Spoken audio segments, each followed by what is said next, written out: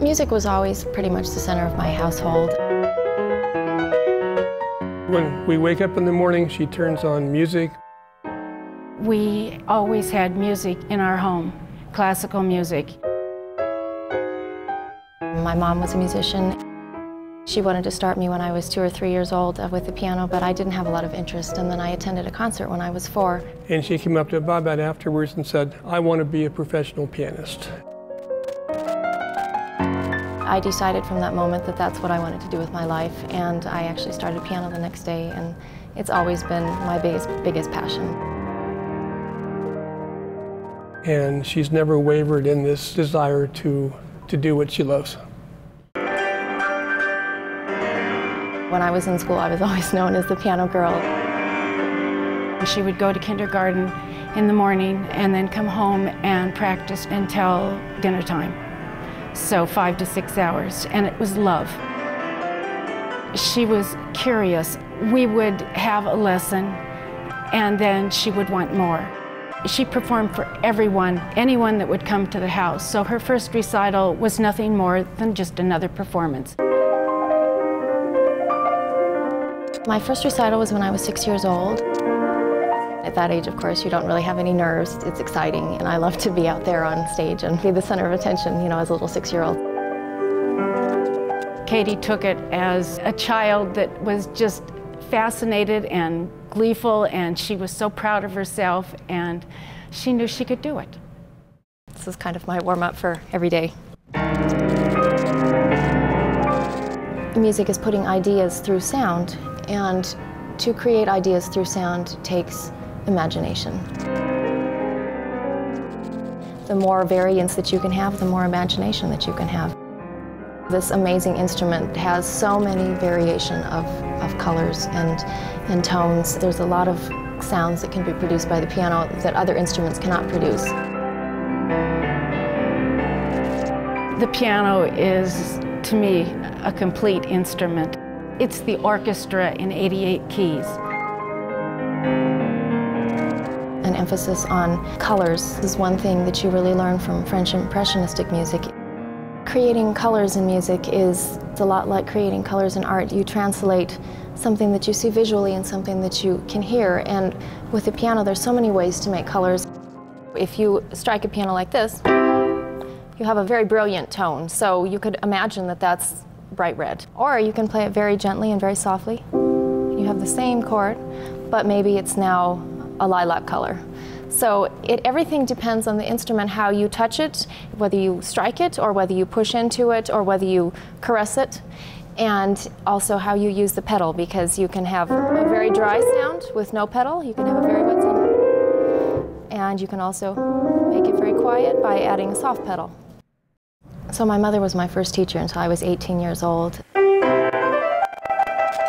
I believe my piano teaching influenced Katie in that I was always there for her. When she wanted to know how to do this chord or that chord, I was there for her. Not only was she my teacher, but we did a lot of chamber music together. We have done duo piano since she was 5 years old.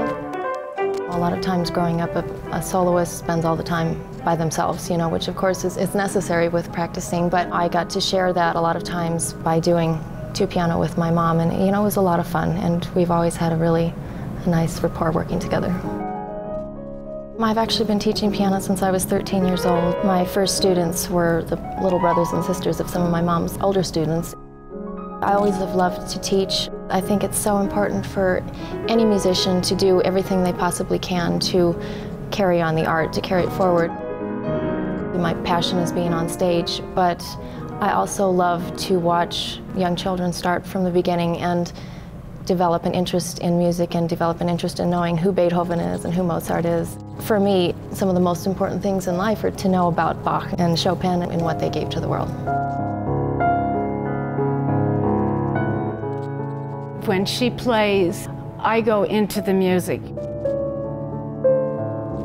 I don't watch her particularly. I try to just listen to the music and her performance of it. I used to be the nervous father And sometimes I would not even want to be in the concert hall when she was playing because I was afraid she would, make a mistake.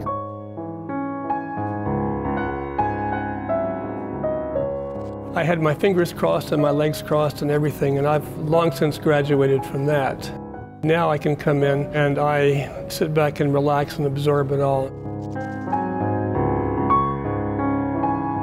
There's a happy medium between corresponding with your audience, making sure that they are a part of the whole music-making aspect, but on the other hand, to really communicate what you want as an artist, you have to create your own little world up there. And so, when I perform, I really try never to look at my audience directly. I really am in my own world of just me, my piano, and the music.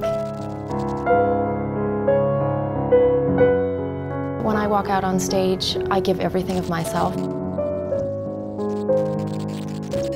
It's my favorite way of communicating, actually, because I can share all the emotions that I have, and beyond that, I can share the music that I love and help to keep it alive.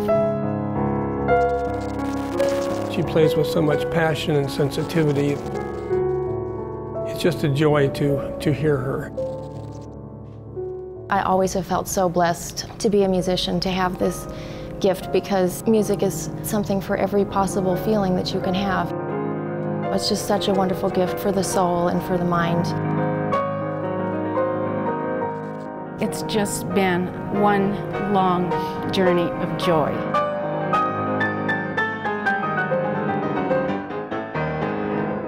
The point of music is it's a reflection of time and people and emotions, and I think everything that you have in life, it can be included somehow in music. And so when I play a piece of music, it's not just notes and sounds.